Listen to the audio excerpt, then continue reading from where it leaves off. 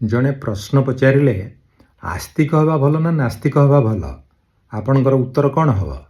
ନିଶ୍ଚିତ କହିବେ ଯେ ଆସ୍ତିକ ହେବା ଭଲ। ଆଉ ସେଇ ପ୍ରଶ୍ନ ଯଦି ଅନ୍ୟ ଭାବରେ ପଚରାଯାଏ ଯେ ଈଶ୍ୱରବାଦୀ ହେବା ଭଲ ନା ନିରୀଶ୍ୱରବାଦୀ ହେବା ଭଲ, ଆପଣ ସେଇ ସମାନ ଉତ୍ତର ଦେବେ ଯେ ନାଇଁ ଈଶ୍ୱରବାଦୀ ହେବାଟା ଭଲ। କିନ୍ତୁ ଯଦି ପ୍ରଶ୍ନଟିକୁ ଟିକେ ବୁଲେଇକିରି ପଚରାଯାଏ ଯେ ଜଣେ ଭକ୍ତ ହେବା ଭଲ ନା ଭଲ ଲୋକ ହେବା ଭଲ, ଆପଣ ଟିକେ ରହିଯିବେ ଏବଂ ଉତ୍ତର ଦେବେ ଯେ ନାଇଁ ତାକୁ ଉଭୟ ହେବା ଭଲ, ସେ ଭକ୍ତ ବି ହେଉ ଏବଂ ଭଲ ଲୋକଟିଏ ମଧ୍ୟ ହେଉ। କିଛି ଲୋକ ଆଉ ଟିକେ ଆଗକୁ ଯାଇକରି କୁହନ୍ତି ଯେ ନା ଭଲ ଲୋକ ହେବାକୁ ହେଲେ ତାକୁ ଭକ୍ତ ହେବାକୁ ହିଁ ହେବ, ତାକୁ ଈଶ୍ୱରଙ୍କୁ ବିଶ୍ୱାସ କରିବାକୁ ହେବ, ତାକୁ ଆସ୍ତିକ ହେବାକୁ ହେବ, ନହେଲେ ସେ କେବେ ଭଲ ଲୋକ ହେଇପାରିବନି। ଭୟ ନଥିଲେ ଭକ୍ତି ନଥିଲେ ଭଲ ଲୋକ ହେବ କେମିତି?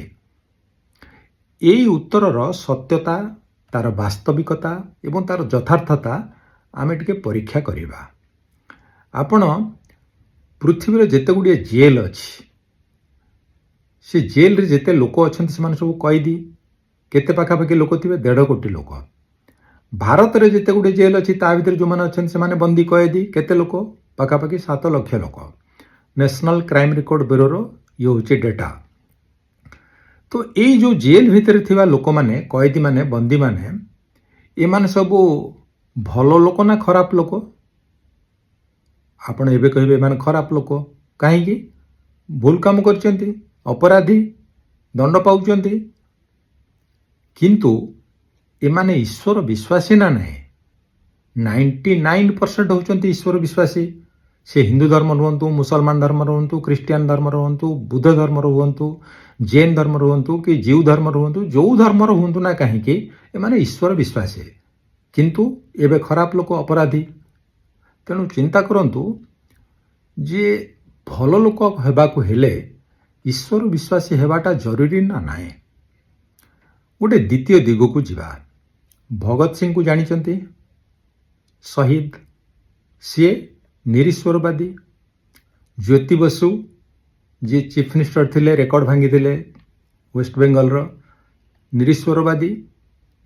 ଆପଣଙ୍କର କମଳା ହାସନ, ନିରୀଶ୍ୱରବାଦୀ।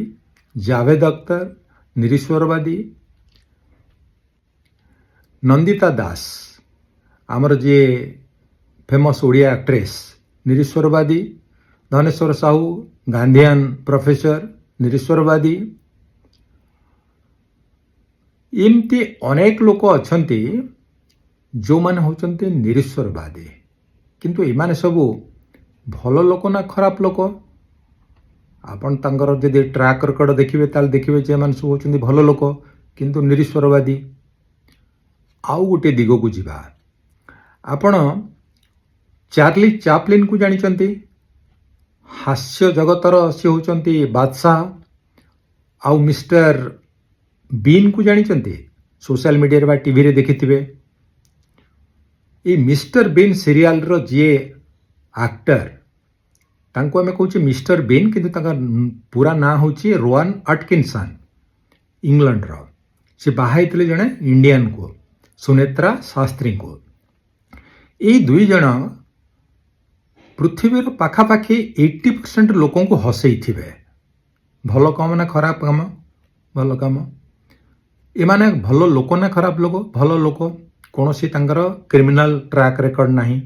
ରାଦର ଲୋକଙ୍କ ପାଇଁ ସବୁବେଳେ ସିଏ ବାହାରିଛନ୍ତି। କିନ୍ତୁ ଏମାନେ ନିରୀଶ୍ୱରବାଦୀ। ଆଉ ଗୋଟେ କଥା, ଫେସବୁକ୍ର ମାଲିକ ମାର୍କ ଜୁକରବର୍ଗ, ସିଏ ବାହା ହେଇଛନ୍ତି ଚାଇନାର ଜଣେ ଝିଅକୁ, ପିସିଲିଆ ଚାନ୍ଙ୍କୁ। ତାଙ୍କର ବି 2ଟା ଝିଅ।